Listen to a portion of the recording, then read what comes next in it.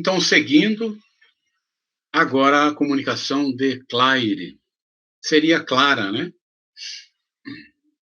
Sociedade de Paris, 1861. O espírito que forneceu os ditados seguintes pertenceu a uma senhora que o médium conhecera quando na Terra. A sua conduta, como o seu caráter, justificam plenamente os tormentos que lhe sobrevieram. Além do mais, ela era dominada por um sentimento exagerado de orgulho e egoísmo pessoais, sentimento que se patenteia na terceira das mensagens, quando pretende que o médium apenas se ocupe com ela. As comunicações foram obtidas em diferentes épocas, sendo que as três últimas já denotam sensível progresso nas disposições do espírito, graças ao cuidado do médium que compreendera a sua educação moral. Empreendera, né, na verdade. Me perdoe. Eis-me aqui, eu, a desgraçada Claire. Que queres tu que te diga? A resignação, a esperança não passam de palavras para os que sabem que inumeráveis, como as pedras da saraivada, os sofrimentos lhe perdurarão na sucessão interminável dos séculos. Posso suavizá-los, dizes tu. Que vaga palavra! Onde encontrar coragem e esperança para tanto? Procura, pois, inteligência obtusa, compreender o que seja um dia eterno, um dia, um ano, um século, que sei eu? Se as horas o não dividem, as estações não variam, eterno e lento, como a água que o rochedo roreja, este dia, execrando maldito, pesa sobre mim como avalanche de chumbo. Eu sofro.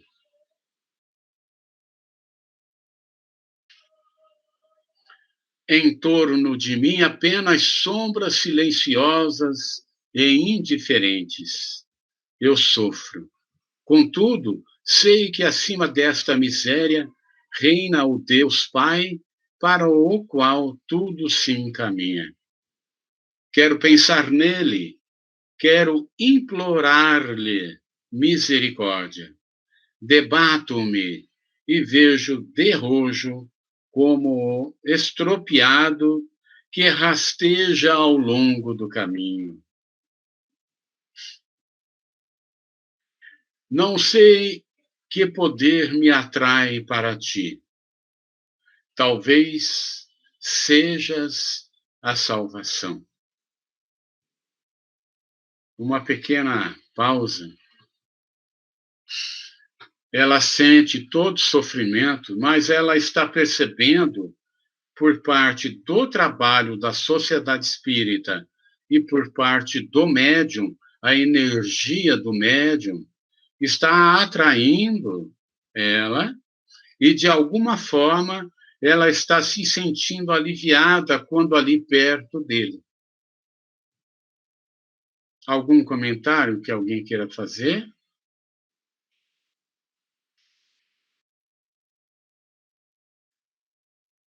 Eu te deixo mais calma, mais reanimada, qual anciã enregelada que se aquece a um raio de sol.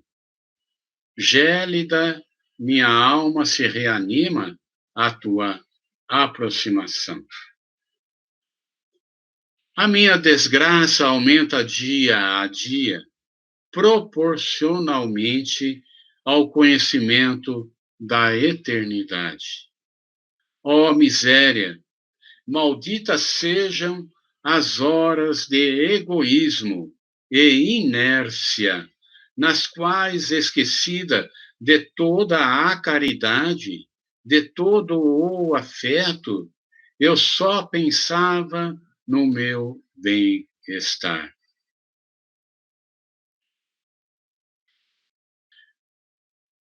Malditos interesses humanos, preocupações materiais que me cegaram e perderam. Algum comentário que alguém queira fazer?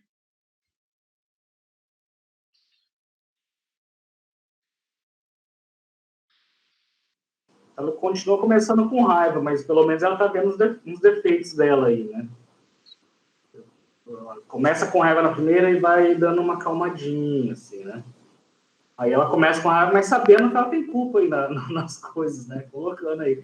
Tá jogando a responsabilidade para outra, mas ela tá vendo o que fez, né? Isso mesmo. E ela está devagarinho também tomando consciência, né? Agora, o remorso do tempo perdido. Que te direi a ti que me ouves? Olha, vela constantemente, ama os outros mais que a ti mesmo. Não retardes a marcha, nem engordes o corpo em detrimento da alma. Vela conforme pregava o Senhor aos seus discípulos. Não me agradeças estes conselhos, porque se o meu espírito os concebe, o coração nunca os ouviu. Interessante. Forte isso, né? Qual o cão escorraçado, rastejando de medo, assim me humilho, eu, sem conhecer ainda o voluntário amor. Muito tarda a sua divina aurora a despontar. Ora, pela minha alma dessecada e tão miserável, por que me esqueces? Até aqui venho procurar-te. Então, ela já está sentindo um certo alívio perto do médium, e claro que ele vai ter os afazeres dele na vida, trabalhar, enfim, viver. E ela, quando ele vai de novo à Sociedade Espírita de Paris, ela vai até lá porque ela se sente aliviada com a energia do médium, a energia da Sociedade Espírita, e ela está dizendo ali que ele está fazendo pouco caso dela, né? Acreditas que preces isoladas e uma simples pronúncia do meu nome bastarão ao apaziguamento das minhas penas? Ela quer que reza para ela, né? Não 100 vezes não. Eu urro de dor, errante e sem repouso, sem asilo, sem esperança, sentindo o aguilhão eterno do castigo a enterrar-se-me. na alma revoltada. Fazer uma pequena parada aqui, uma questão, né? O quanto que uma simples oração bem feita, com sentimento, alivia, né, o sofrimento de alguém, né? Quando ouço os vossos lamentos, rio-me, assim como quando vos vejo abatido. As vossas efêmeras misérias, as lágrimas, tormentos que o sono susta, que são? Durmo eu aqui? Quero, ouviste? Quero que, deixando as tuas lucubrações filosóficas, te ocupes de mim, além de fazeres com que outros mais também se ocupem. Então, ela quer que ele se ocupe mais com ela e que ele convença os outros a fazerem também, que se ocupem só com ela também, né? Não tem... Pode falar, Daniela. Parece que ela quer súditos, né? Isso aí. Não tenho expressões para definir esse tempo que se escoa, sem que as horas lhe assinalem períodos. Vejo apenas um tênue raio de esperança. Foste tu que me quemadeste. Não me abandones, pois. E agora vai ter uma explicação do Espírito São Luís. Mas eu gostaria de fazer um comentário. Imagine um sofrimento com um panorama, um horizonte que não muda. Por exemplo, se é uma escuridão, sempre aquela escuridão quieta. Se é um deserto, sempre aquele deserto quieto. E os dias não passam, nada muda. Não muda. Não amanhece, não clareia, ou o pântano, né? Que todos nós já passamos por lá, né? E aí, sem alteração de panorama. Então, o sofrimento se torna insuportável, porque não vê um fim, né? Aqui, então, tem uma explicação de São Luís. Este quadro é de todo verdadeiro e em nada exagerado. Perguntar-se-á, talvez, o que fez essa mulher para ser assim tão miserável? Cometeu ela algum crime horrível? Roubou? Assassinou? Não. Ela nada fez que afrontasse a justiça dos homens. Ao contrário, divertia-se com o que chamais felicidade terrena.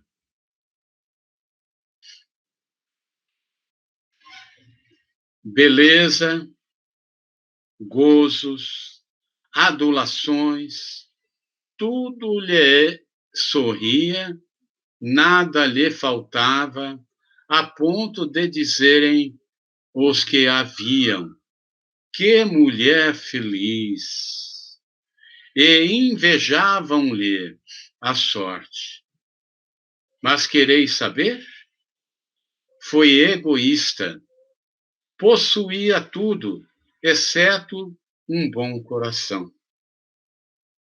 Não violou a lei dos homens, mas a de Deus, visto como esqueceu a primeira das virtudes, a caridade. não tendo amado senão a si mesma, agora não encontra ninguém que a ame, e vê-se insulada, abandonada ao desamparo no espaço, onde ninguém pensa nela, nem dela se ocupa. Pequeno comentário. Nós sempre estaremos entrando na colheita. Quando voltamos ao mundo espiritual, estaremos entrando naquilo que semeamos e vamos colher. E quando reencarnamos, também vamos entrar na semeadura que deixamos aqui. Então, estamos sempre semeando e colhendo. Alguém quer fazer um comentário? Uma questão do jeito que ela falou, como que bateu para mim nas cartas aí, assim. A forma que ela falava da médium, não pareceu para mim que ela estava com gratidão, com tanta coisa, tão bem assim, com gratidão a Deus também seria, né? Claro. Porque ela fala de uma forma assim, na primeira mensagem, até notei. Não ser que poder me atrai para ti, talvez sejas a salvação. Né?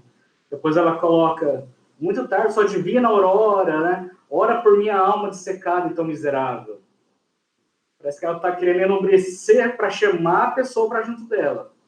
Depois ela fala, vejo apenas um tênue raio de esperança, poxa, tu que me deu. Né? Não me abandones. Parece que ela era tão obcecada com essas adulações que ela usa uma forma de querer elogiar a médium ali, toda aquela energia, para a médium se sentir como se estivesse adotando e começar a fazer as coisas para o espírito. Só que daí está voltando, faz parte do quadro que ela está presa, né? Desse inferno que ela está presa aí, né? Faz parte da característica dela, pelo jeito, a vida toda.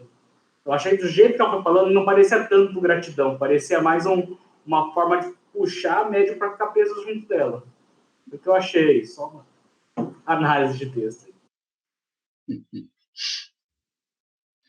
É bem isso mesmo. Mais algum comentário? Ô Celso, me chamou a atenção os dois tipos de tesouros que nós acumulamos, diferentes, né? O espírito anterior era claramente um bem material, dinheiro. E ela é um outro bem material, são aquelas que a gente chama, que às vezes é difícil da gente identificar, as paixões humanas, né? A vaidade, o poder, né? Ser o centro das atenções. O mundo gira em torno de mim. Se fala muito das paixões humanas e está aí um exemplo escancarado, né? Eu até estava achando interessante os comentários que o Daniel estava fazendo, e quando eu estava fazendo a leitura, eu falei assim, bom, se um médium me faz tão bem, o que dirá vários? Ela até, olha o tamanho do egoísmo dela, né? Já que quando um me recebe, ela de certo queria receber a atenção de todos lá, não só pela vaidade que ela estava acostumada, né, na Terra, ter os seus súditos, mas também se um já me melhora, 3, 4, vai ficar melhor ainda, né? Mas eu achei interessante essa questão o tesouro que a gente acumula na Terra. Pode ser, no primeiro caso, o dinheiro propriamente dito, e aqui os tesouros associados à vaidade, né? Isso mesmo, Elza. Muito interessante, né? Então, continuando aqui. Eis o que constitui o seu tormento. Tendo apenas procurado os gozos mundanos que hoje não mais existem, o vácuo se lhe fez em torno. E como vê apenas o nada, este lhe parece eterno. É isso. Ela não construiu nada, não fez nada, encontrou um deserto à sua frente. Tendo apenas procurado os gozos mundanos, que hoje... Opa, estou voltando aqui. ela não sofre torturas físicas, não vem atormentá-la os demônios, o que é, aliás, desnecessário, uma vez que se atormenta a si mesma, e isso lhe é mais doloroso, porquanto se tal acontecesse, os demônios seriam seres a ocuparem-se dela. Então, em torno dela é um deserto tão grande que nem espírito, vamos dizer, com a finalidade de atormentar ela, não se aproximam dela, né? O egoísmo foi a sua alegria na terra. Pois bem, é ainda ele que a persegue, verme a corroer-lhe o coração, seu verdadeiro demônio. São Luís. Eu penso que essas informações que a gente adquire, esse estudo que a gente faz, só nos aumenta a responsabilidade, além do conhecimento que a gente está adquirindo, né? Falar-vos-ei da importante diferença existente entre a moral divina e a moral humana. A primeira assiste a mulher adúltera no seu abandono e diz aos pecadores: arrependei-vos e aberto vos serão o reino dos céus. Finalmente, a moral divina aceita todo arrependimento, todas as faltas confessadas, ao passo que a moral humana rejeita aquele e sorri aos pecados ocultos, que diz são, em parte, perdoados. Então, aquilo que você não confessa ou oculta, né, a moral humana não percebe. Só que a moral divina sabe tudo, né? Nos acompanha. Cabe a uma a graça do perdão e a outra a hipocrisia. Algum comentário? Escolhei espíritos ávidos da verdade. Escolhei entre os céus abertos ao arrependimento e à tolerância, que admite o mal, repelindo os soluços do arrependimento francamente patenteado, só para não ferir o seu egoísmo e preconceitos.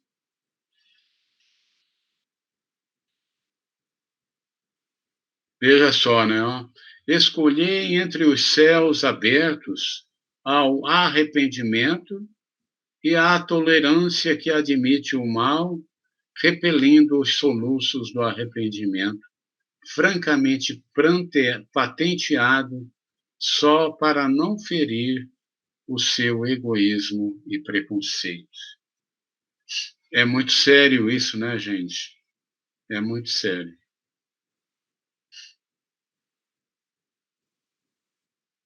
Arrependei-vos todos vós que pecais. Renunciai ao mal e principalmente à hipocrisia, véu que é de torpezas, máscara risonha de recíprocas conveniências.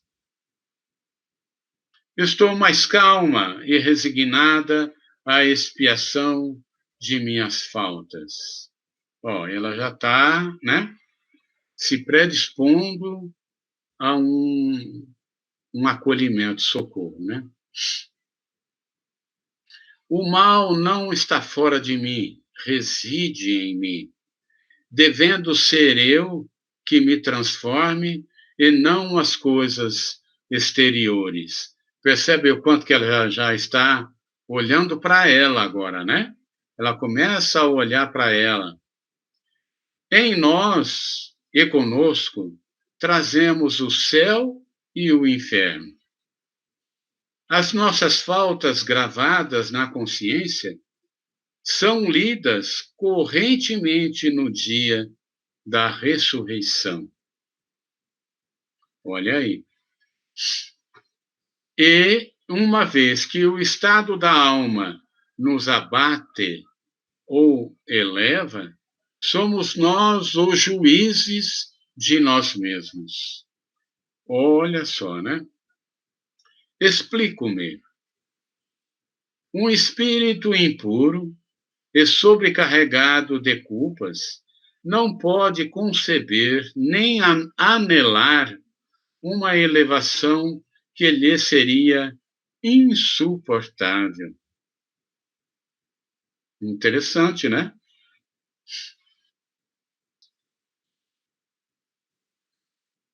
Assim como as diferentes espécies de seres vivem, cada qual na esfera que lhes é própria, assim os espíritos, segundo o grau de adiantamento, movem-se no meio adequado às suas faculdades e não concebem outro senão quando o progresso, instrumento da lenta transformação das almas, lhes subtrai as baixas tendências, despojando-os da crisálida do pecado, a fim de que possam adejar antes de se lançarem rápidos quais flechas para o fim único e almejado. Deus. Rastejo ainda, mas não odeio mais, e concebo a indizível felicidade do amor divino. Olha só. Orai, pois, sempre por mim, que espero e aguardo. Na comunicação a seguir, Claire fala de seu marido, que muito a martirizara, e da posição em que ele se encontra no mundo espiritual. Esse quadro, que ela por si não pôde completar, foi concluído pelo guia espiritual do médium. E aqui então começa, né? Venho procurar-te a ti, que por tanto tempo me deixas no esquecimento. Novamente, né? Aquele pedido de orações, de atenção, né? Tenho, porém, adquirido paciência e não mais me desespero. Queres saber qual a situação do pobre Félix? Erra nas trevas, entregue à profunda nudez de sua alma. Superficial e leviano, aviltado pelo sensualismo, nunca soube o que eram o amor e a amizade. Nem mesmo a paixão esclareceu suas sombrias luzes. Seu estado presente é comparável ao da criança inapta para as funções da vida e privada de todo o amparo. Félix vaga aterrorizado num mundo estranho, onde tudo fulgura ao brilho desse Deus por ele negado. Gente, algum comentário que alguém queira fazer? Ô Celso, eu achei interessante que ela olha para ele e ela nem se toca de que ela está fazendo um raio-x dela mesma, né?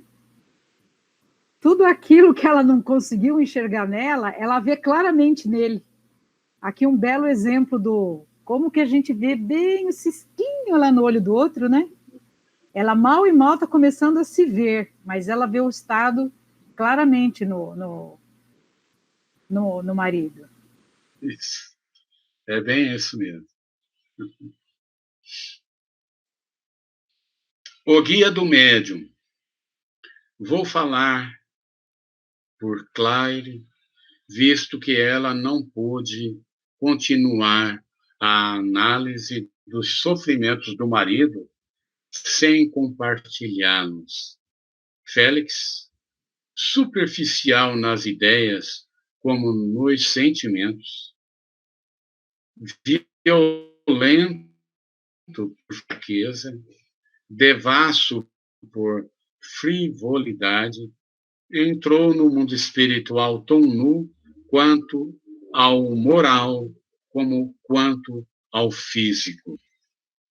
Em reencarnar, nada adquiriu e, conseguintemente, tem de recomeçar toda a obra.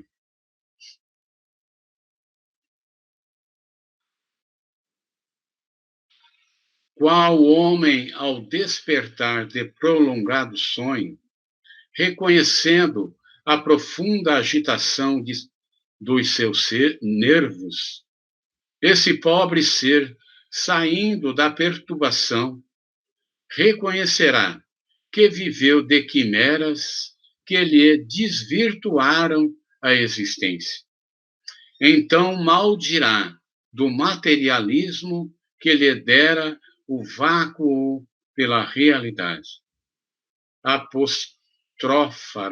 Apostrofará o positivismo que lhe fizera ter por desvarios as ideias sobre a vida futura, como por loucura a sua aspiração, como por fraqueza a crença em Deus.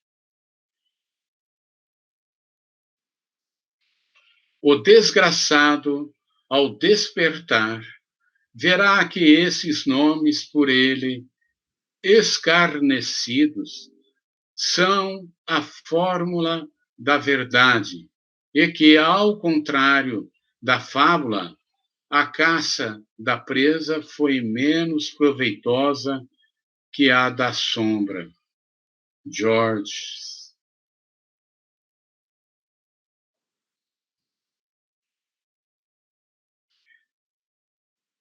Estudo sobre as comunicações de Claire. Estas comunicações são instrutivas por nos mostrarem, principalmente, uma das feições mais comuns da vida, a do egoísmo. Delas não resultam esses grandes crimes que atordoam mesmo os mais perversos, mas a condição de uma turba enorme que vive neste mundo, honrada e venerada somente por ter um certo verniz e isentar-se do opróbrio da repressão das leis sociais. Ele está dizendo aí que isso tudo decorre e não é dos crimes que se vê por aí, né? Mas sim da indiferença, do egoísmo e das torpezas, né? Dos roubos. Quando, por exemplo, dando um exemplo, um político que rouba o dinheiro do povo, né? Imagina a responsabilidade que tem, né? Essa gente não vai encontrar castigos excepcionais no mundo espiritual, mas uma situação simples, natural e consentânea com o estado de sua alma e maneira de viver.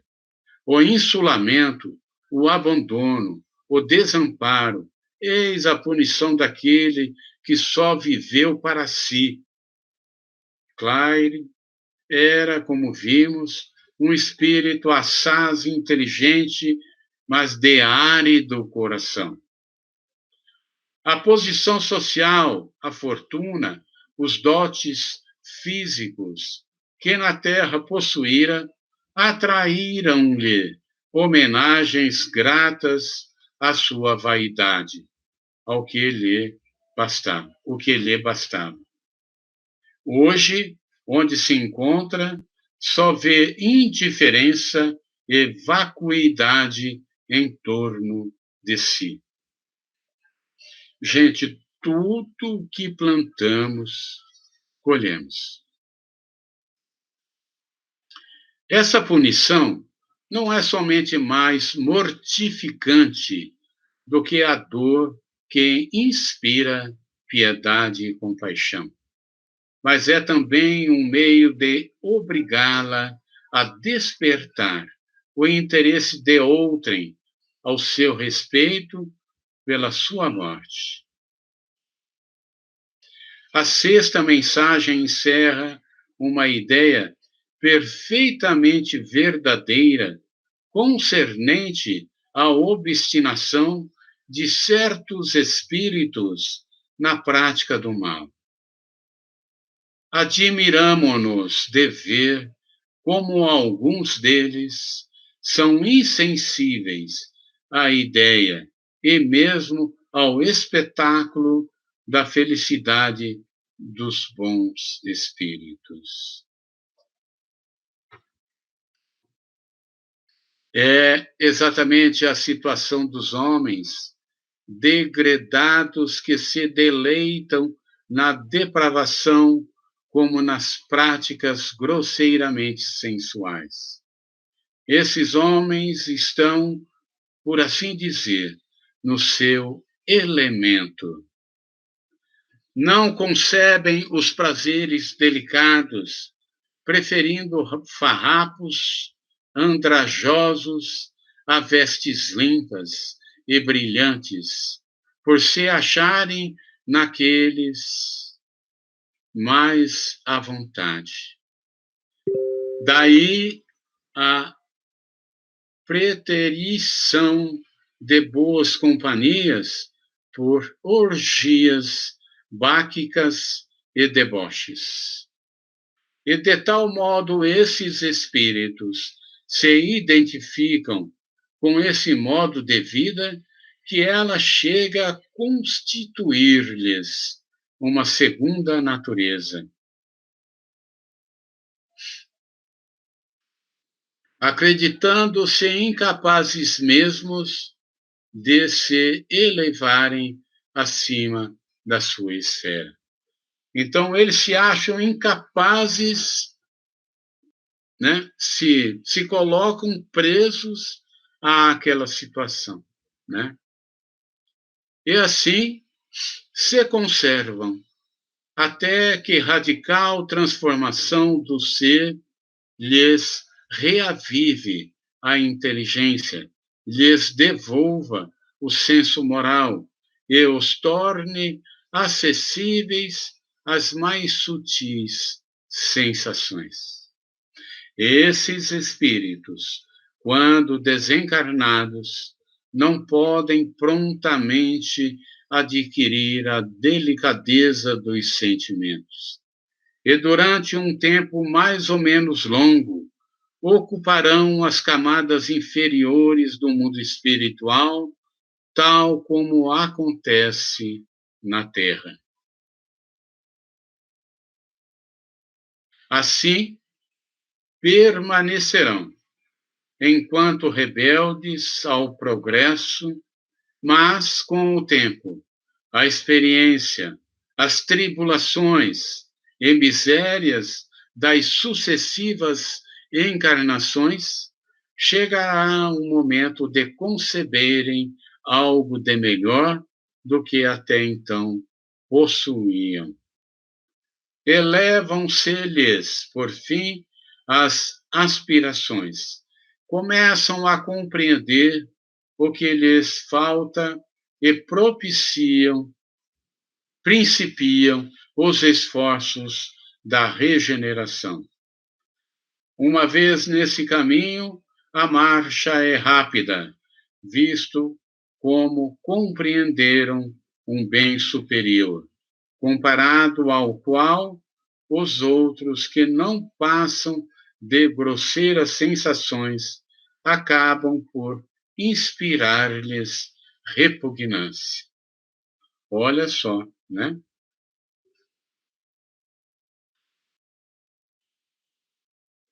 Pergunta feita a São Luís.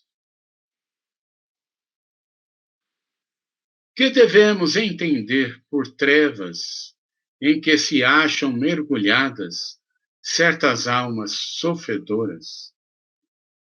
Serão as referidas tantas vezes à Escritura? Na Escritura?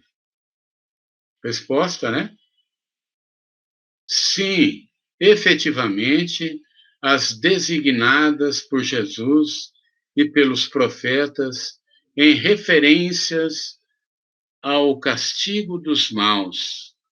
Mas isso não passava de alegoria destinada a ferir os sentidos materializados dos seus contemporâneos, os quais jamais poderiam compreender a punição de maneira espiritual.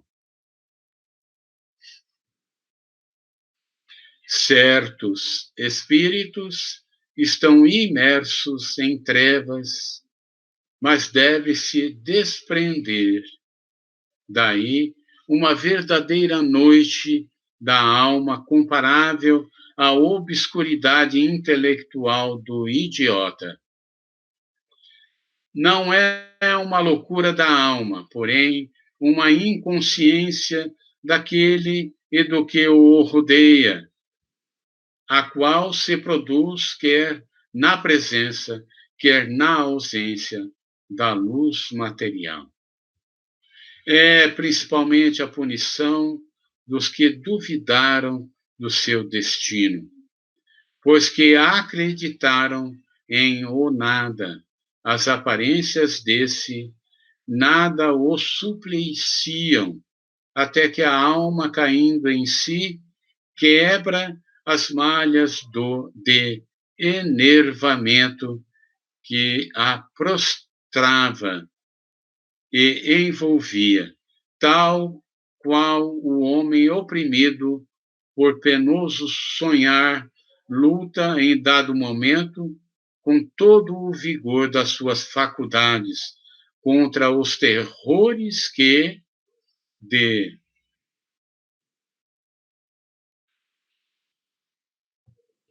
começo o dominaram.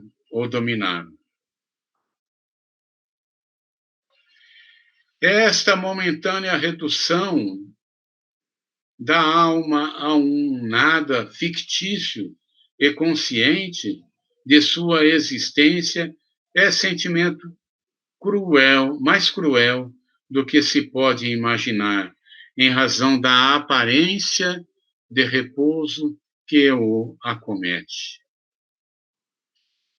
É esse repouso forçado, essa nulidade de ser, essa incerteza que lhe fazem o suplício.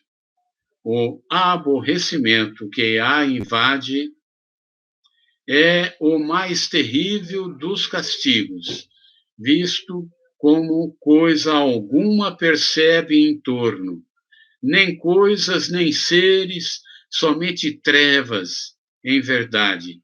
Representa isso tudo para ela. São Luís.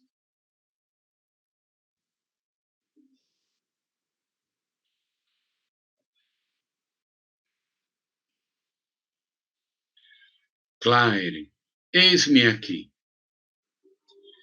Também eu posso responder à pergunta relativa às trevas, pois vaguei e sofri por muito tempo nesses limbos onde tudo é soluço e misérias. Algum comentário, gente, até aqui, que alguém queira fazer?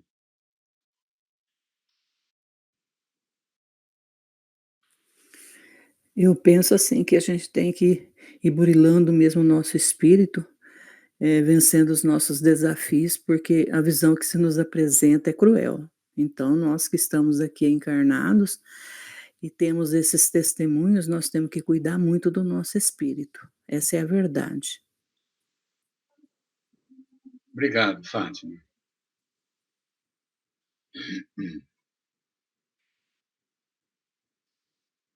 Eu penso que nós já estamos chegando no final, então vamos terminar a leitura, né?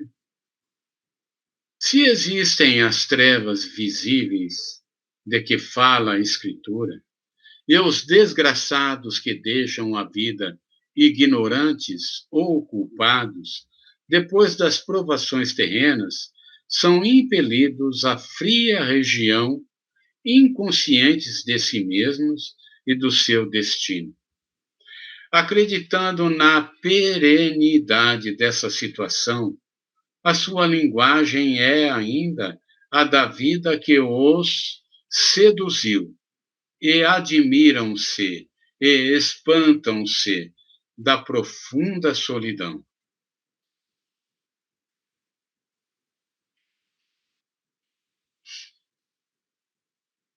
Trevas são, pois, esses lugares povoados e, ao mesmo tempo, desertos, espaços em que erram obscuros espíritos lastimosos, sem consolo, sem afeições, sem socorro de espécie alguma. A quem se dirigirem, se sentem a eternidade esmagadora sobre eles, tremem e lamentam os interesses mesquinhos que lhes mediam as horas. Deploram a ausência das noites que, muitas vezes, lhes traziam num sonho feliz o esquecimento dos pesares. As trevas para o espírito são a ignorância, o vácuo, o horror ao desconhecido. Não posso continuar. Claire. Ainda sobre este ponto, obtivemos a seguinte explicação. Por sua natureza, possui o espírito uma propriedade luminosa que se desenvolve sob o influxo da atividade e das qualidades da alma. Poder-se-ia dizer que essas qualidades estão para o fluido perispiritual como para o friccionamento para o fósforo. Muito bem colocado, né? A atividade boa ilumina como você acender um fósforo, né? Muito interessante. A intensidade da luz está na razão da pureza do espírito. As menores imperfeições morais atenuam-na e enfraquecem-na. A luz irradiada por um espírito será tanto mais viva quanto maior o seu adiantamento. Assim sendo, o espírito de alguma sorte, assim sendo o espírito de alguma sorte, o seu próprio farol, o seu próprio farol, verá proporcionalmente a intensidade da luz que produz, do que resulta para os espíritos que não a produzem, acham-se na obscuridade. Esta teoria é perfeitamente exata quanto à irradiação de fluidos luminosos pelos espíritos superiores e é confirmada pela observação, conquanto se não possa inferir seja aquela a verdadeira causa, ou pelo menos a última causa do fenômeno.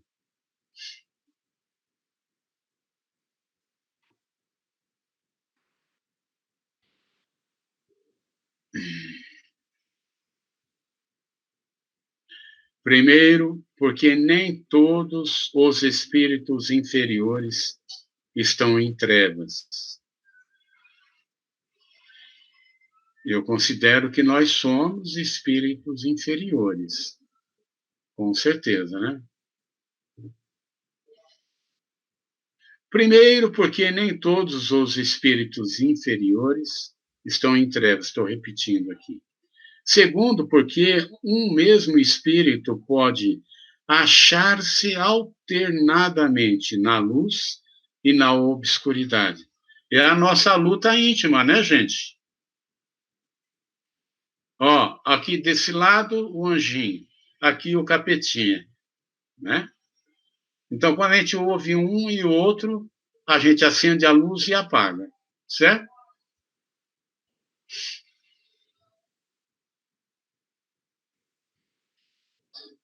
E terceiro, finalmente, porque a luz também é castigo para os espíritos muito imperfeitos, com certeza. Se a obscuridade em que jazem certos espíritos fosse inerente à sua personalidade, essa obscuridade seria permanente e geral para todos os maus espíritos, o que, aliás, não acontece.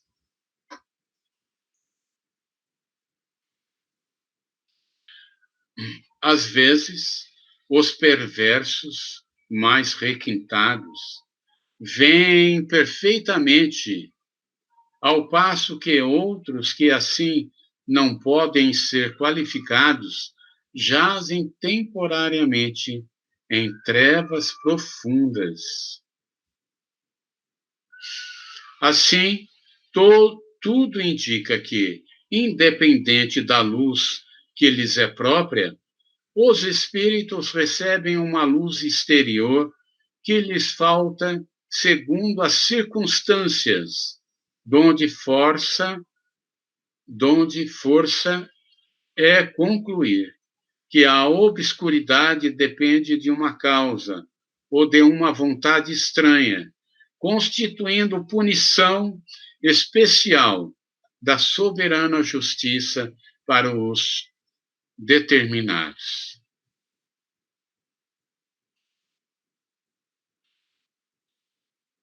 Pergunta a São Luís: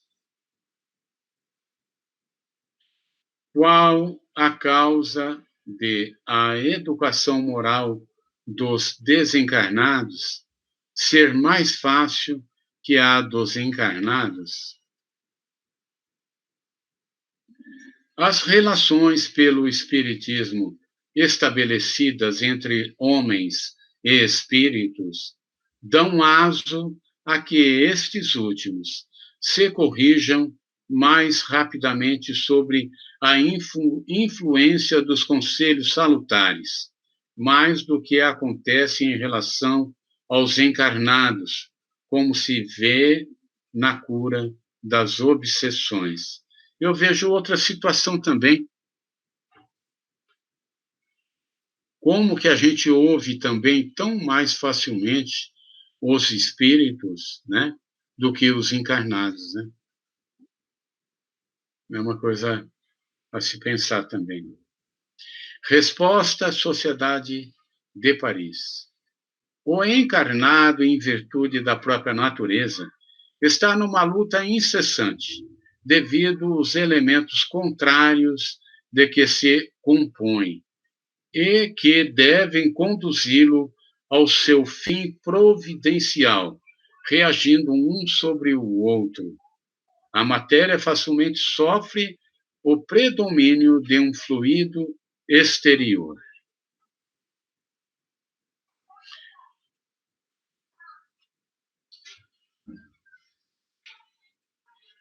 Se a alma, com todo o poder moral de que é capaz, não reagir deixar-se-á dominar pelo intermediário do seu corpo, seguindo ao impulso das influências perversas que o rodeiam, e isso com facilidade tanto maior quanto os invisíveis que a subjugavam atacam de preferência os pontos mais vulneráveis às tendências para a paixão dominante. E é bem isso, hein? Outro tanto se não dá com o desencarnado, que, posto sobre a influência semimaterial, não se compara por seu estado ao encarnado.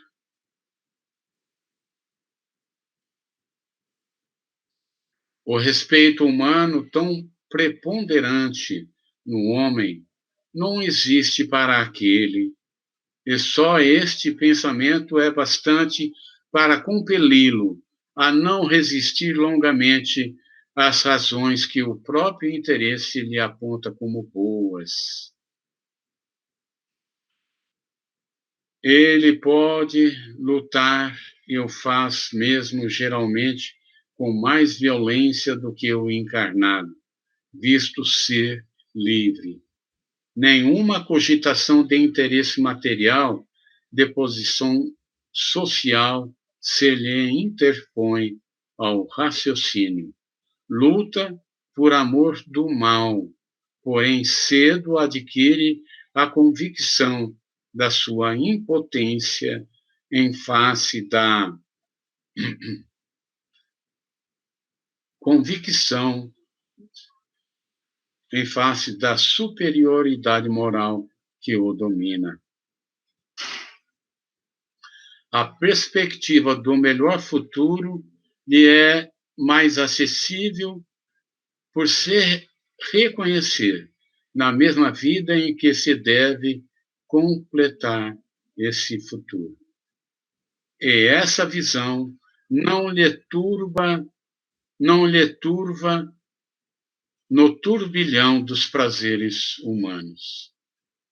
Em uma palavra, a independência da carne é que facilita a conversão, principalmente quando se tem adquirido um tal ou qual desenvolvimento pelas provações cumpridas. De alguma forma, o espírito que fez alguma coisa ou que passou por algumas provações, ele tem mais facilidade de ser ajudado, né?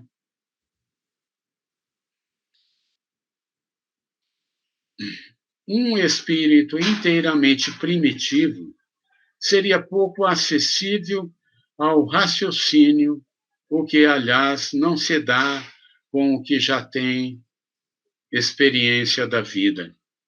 Demais, no encarnado como no desencarnado, é sobre a alma, é sobre o sentimento que se faz mister atuar. Toda ação material pode sustar momentaneamente os sofrimentos do homem vicioso, mas o que ela não pode é destruir o princípio mórbido residente na alma.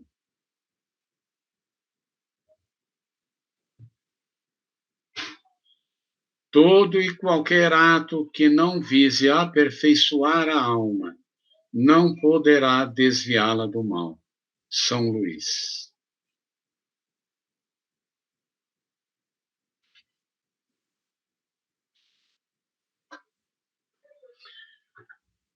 Gente, o quanto que a doutrina é importante se nós buscarmos o conhecimento, né? O quanto que é importante você saber. É como ler, todos aqui eu acho que se lembram daquela cartilha Caminho Suave, né?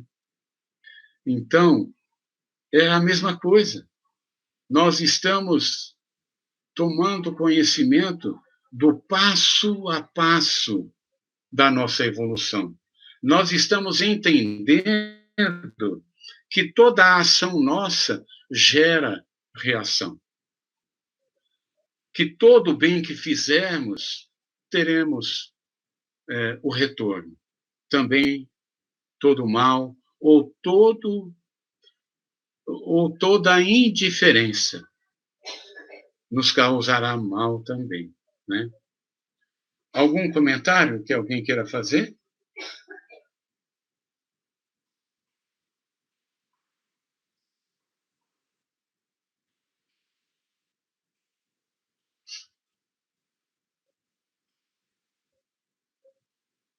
Então, nós agradecemos, estamos encerrando, né, esse encontro de hoje. Na próxima semana estaremos iniciando o capítulo 5. E que Deus nos abençoe. Muito obrigado.